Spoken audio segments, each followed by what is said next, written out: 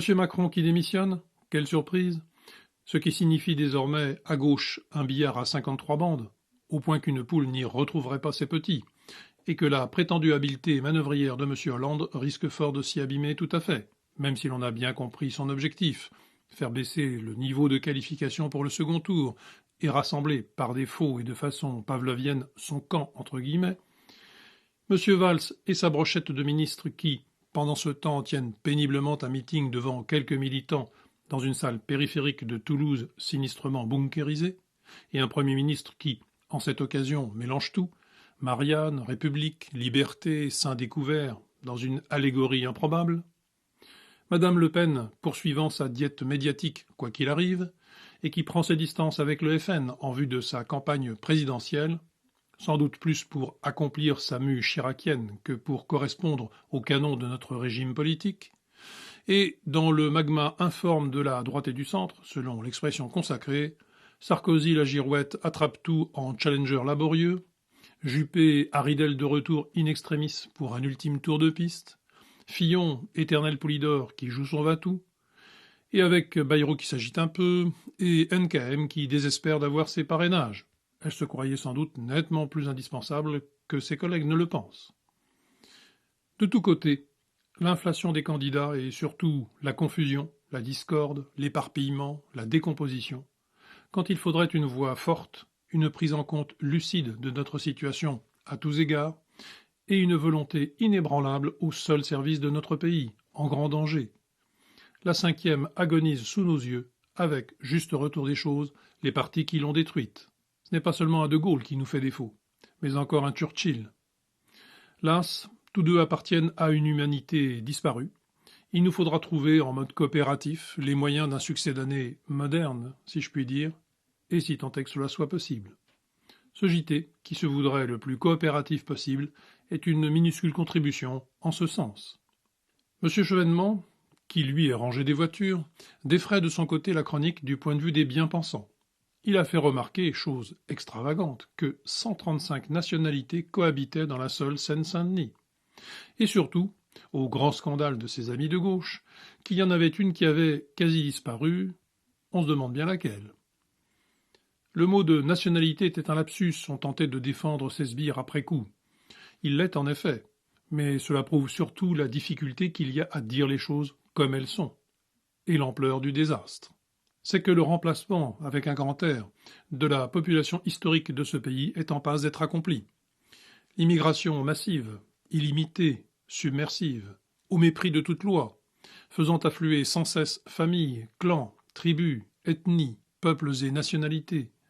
Cette immigration volontairement incontrôlée a entraîné, comme il était fatal, la formation d'isolats civilisationnels de plus en plus nombreux et étendus sur notre sol, conflictuels entre eux, mais unis dans la détestation, à divers degrés, de leurs hôtes.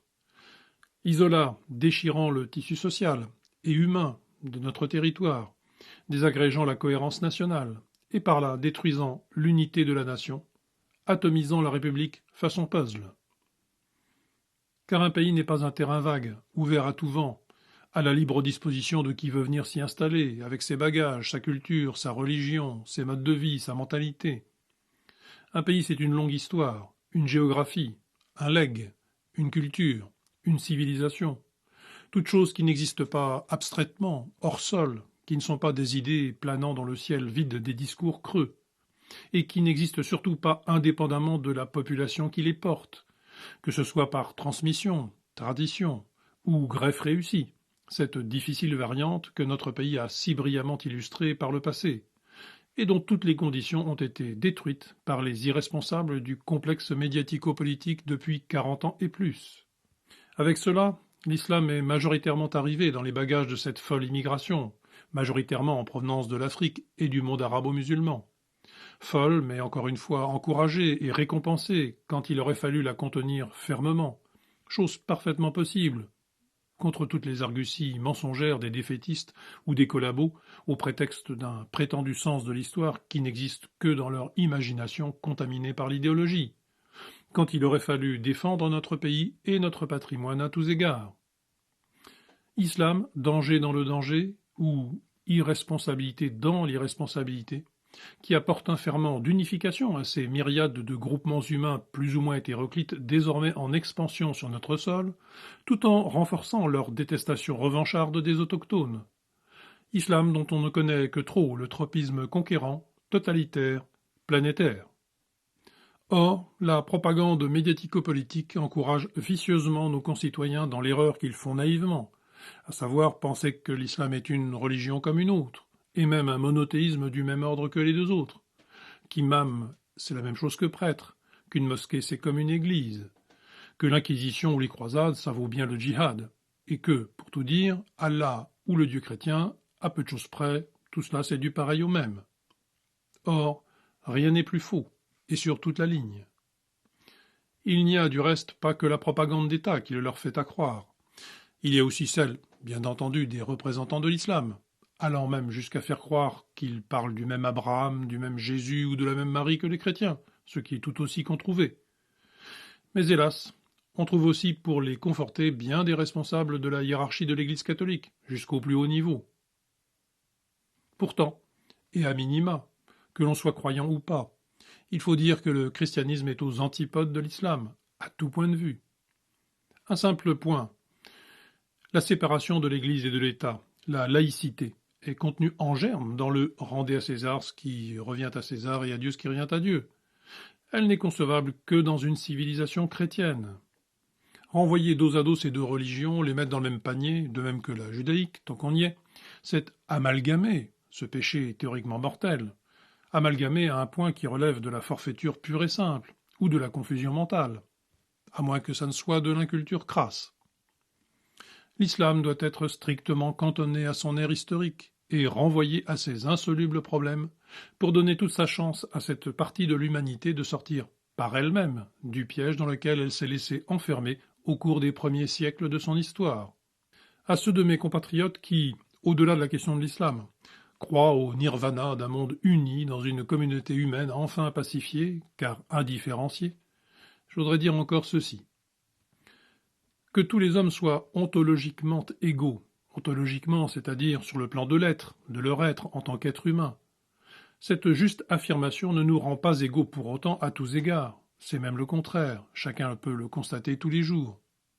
À partir de cette unité fondamentale, il n'y a plus que des différences. Nous sommes les mortels. Voilà ce que nous avons en partage, notre seul partage, et qui en même temps nous sépare tous radicalement. Sur ce fond, ce ne sont ensuite qu'écarts singuliers, irréductibles entre eux, de chaque homme au peuple et aux civilisations. La singularité s'exprime à travers chaque homme, et chaque lignée, et chaque peuple, et chaque culture, chaque civilisation. C'est elle qu'il faut préserver contre tous les universalismes à vocation totalitaire et toutes les politiques de l'universel, c'est-à-dire politiques qui s'approprient l'universel. Que, de plus, tous les hommes soient égaux en droit, conquête de notre civilisation, une parmi d'autres, ne l'oublions jamais, ne signifie pas plus qu'ils soient tous équivalents, identiques et interchangeables à tous égards. Les hommes voient, pensent, sentent, comprennent le monde, la vie, les hommes, les leurs et les autres, de façon très différente, selon leur culture, origine, histoire, pays, et finalement seulement, leur personnalité. Et c'est très bien ainsi, et il faut le considérer, et chercher autant que faire se peut dans le respect mutuel des relations favorables. Mais jamais, au grand jamais, il n'est possible de faire cohabiter ensemble dans un même cadre politique et civilisationnel, et moins encore se mélanger toutes ces cultures, religions et visions du monde. Il ne peut y avoir de communauté de destin mondiale. Il ne peut y avoir que des communautés de destin au sein du monde. Il ne peut y avoir de communauté politique mondiale, seulement un concert des nations, car il n'existe pas de peuple mondial, c'est un oxymoron. L'humanité ne forme pas un peuple, donc pas une communauté politique. L'unité du genre humain, encore une fois, est ontologique, pas politique ni culturelle.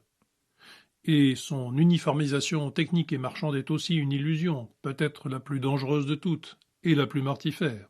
Le multiculturalisme est une impasse, et une impasse dangereuse. C'est une source de conflits, et des pires conflits possibles, permanentes, sans fin. Quant au mélangisme, c'est un mirage. Du métissage sur tous les plans, il y en a toujours eu, aux marges, ou sur la longue durée, seules modalités qui peuvent être fructueuses et participer du renouvellement nécessaire à toute forme de vie. Mais un métissage généralisé et accéléré, à toute force, cela ne peut exister. Et l'on remarquera que l'argument par excellence des mélangistes et des métissolâtres, c'est que le mélange a toujours existé. Dans ce cas, pourquoi reste-t-il à accomplir? Comment se fait-il que tant de différences subsistent encore? Comment justifier que ce soit un horizon s'il est advenu déjà depuis des lustres? Tout cela, on le voit, ne tient pas debout, et il est plus que temps de remettre les pieds sur terre. Mais, foin de ces considérations philosophiques, quoi qu'il en soit, n'en doutons pas, tout cela va très bien se finir.